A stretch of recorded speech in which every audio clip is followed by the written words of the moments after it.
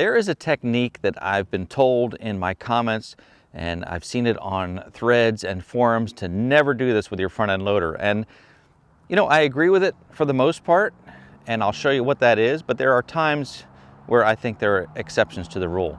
So let's take a look. So this is what's considered by many to be a carnal sin of tractor owners. Specifically, it's to not use your bucket with the cylinders fully extended in the dump position. And more specifically, it's to not use the bucket with any force when the cylinders are fully extended.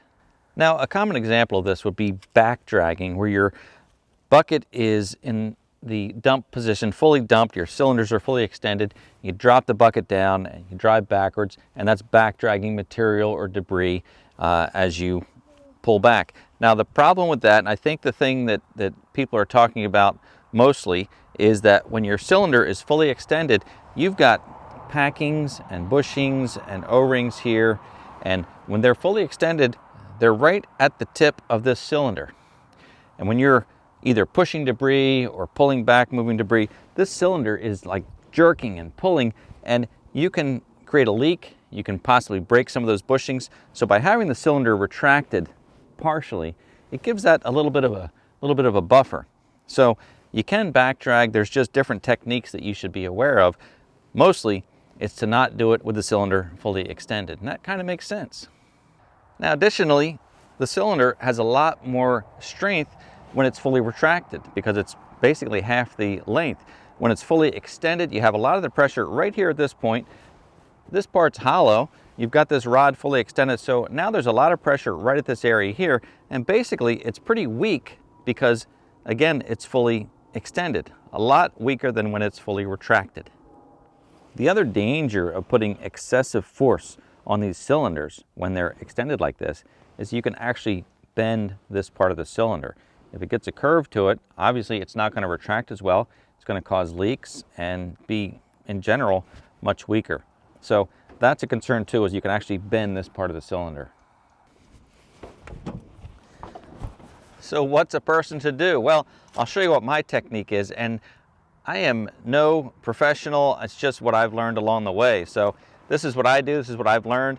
Still may not be right, but it's definitely safer for your tractor.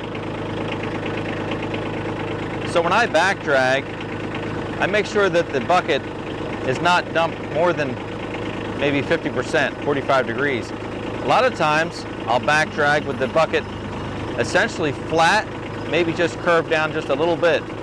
I drop it down, I put it in the float function, and I back drag that way. And as I'm back dragging, I'm curling the cylinder back.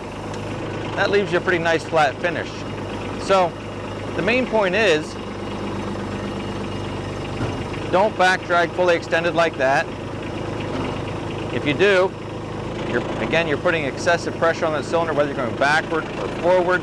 So make sure you tilt the bucket forward just a little bit like that. And that's probably the best angle of approach. It's just a slight angle as you're back dragging.